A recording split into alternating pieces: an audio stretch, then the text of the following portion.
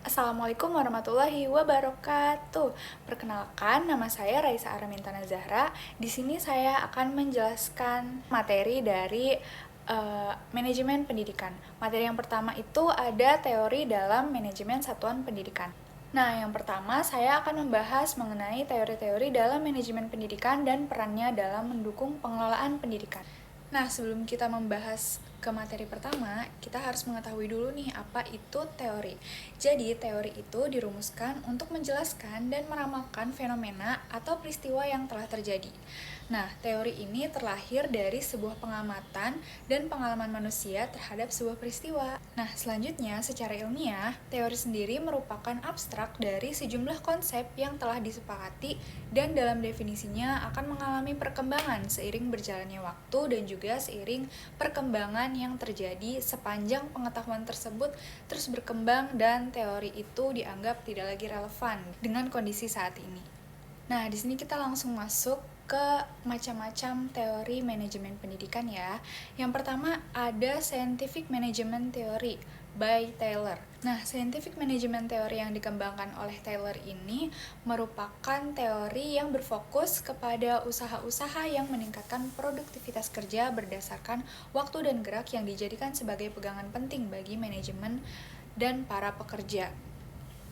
Nah, di dalam scientific management theory ini terdapat juga contoh penerapannya di dalam bidang pendidikan, yaitu menyusun jadwal pelajaran secara efektif. Lalu selain itu ada juga contoh lain, yaitu mengurangi pemborosan waktu di dalam kegiatan akademik maupun administrasi. Teori yang selanjutnya ada Humanized Theory by Henry Grant. Nah, teori manajemen ini juga berfokus pada manajemen ilmiah yang memberi perhatian besar pada aspek kemanusiaan dalam hubungan kerja. Bisa dilihat di sini, Grant meyakini bahwa pekerja harus dipandang sebagai individu yang memiliki kebutuhan psikologis dan sosial. Jadi, teori ini tidak hanya berfokus pada efisiensi teknis, tetapi juga berfokus pada manajemen ilmiah.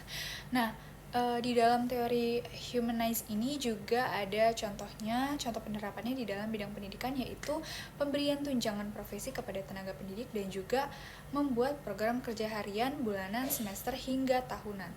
Nah, untuk teori yang terakhir yang saya masukkan di sini ada Organizational Culture Theory by Tavistock Group. Nah, jadi Tavistock Group ini sudah berkembang di Inggris sejak tahun 1940 sampai 1950-an. Dan mereka ini mengembangkan pendekatan socio-technical system yang menekankan bahwa organisasi ini bukan hanya struktur atau aturan formal saja, tetapi juga sistem sosial yang terdiri atas nilai, norma, dan juga hubungan antar individu. Nah, keberhasilan dari organisasi ini sendiri ditentukan oleh keseimbangan antara aspek teknis dan juga sosial yang ada di dalamnya. Nah, sebenarnya teori-teori dari manajemen pendidikan ini masih sangat banyak ya teman-teman. Kalian bisa mencari sendiri di berbagai sumber. Namun yang saya cantumkan hanya 3 teori saja. Jadi dapat disimpulkan bahwa teori-teori dalam manajemen pendidikan ini sangat berperan penting ya dalam mengelola lembaga pendidikan secara efektif, efisien, dan juga berorientasi mutu. Sekian pemaparan materi dari saya. Selanjutnya kita akan masuk ke materi kedua. Selanjutnya, kita masuk kepada materi pembahasan manajemen kurikulum. Nah, tapi sebelum kita masuk ke pembahasannya, yaitu manajemen kurikulum, kita harus mengetahui dulu nih apa itu manajemen.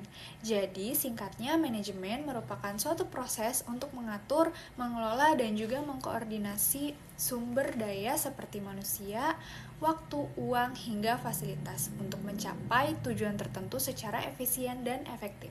Nah, selanjutnya kita di sini langsung membahas mengenai manajemen kurikulum ya. Jadi, manajemen kurikulum ini merupakan sistem pengelolaan kurikulum yang dilakukan secara kooperatif, sistematik, dan juga sistemis untuk mencapai tujuan pendidikan.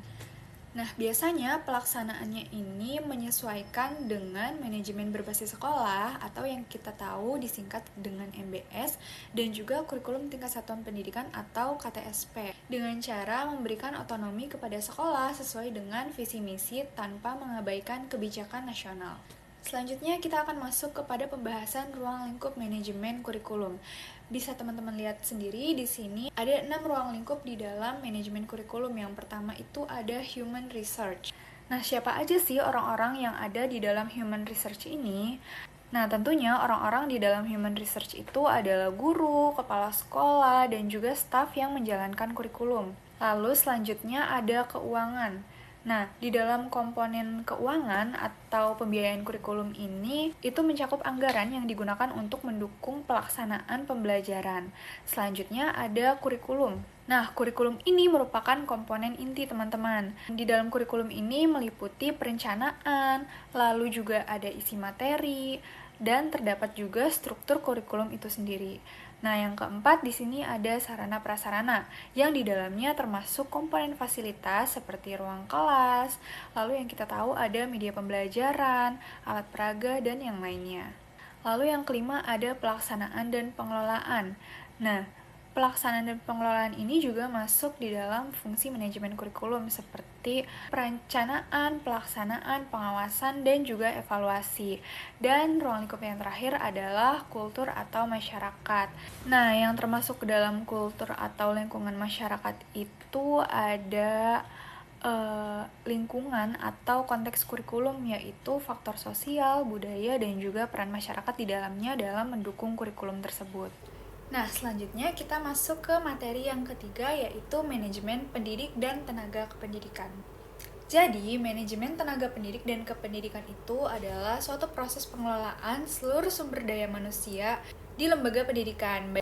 Nah, yang disebut dengan pendidik itu di sini adalah guru, sedangkan yang disebut dengan tenaga pendidik ini adalah kepala sekolah, staf administrasi, pustakawan, laboran, dan yang lainnya.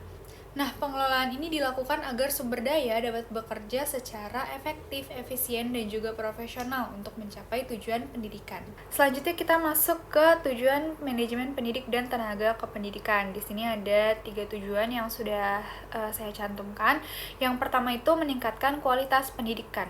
Jadi dengan pengelolaan guru dan tenaga kependidikan yang baik, nantinya proses pembelajaran itu akan menjadi lebih efektif sehingga hasil belajar peserta didik juga dapat lebih meningkat.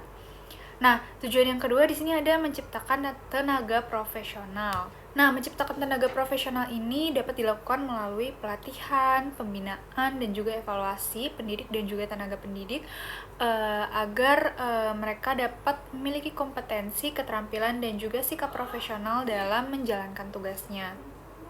Nah, tujuan yang terakhir di sini ada menjamin proses pembelajaran berjalan dengan baik.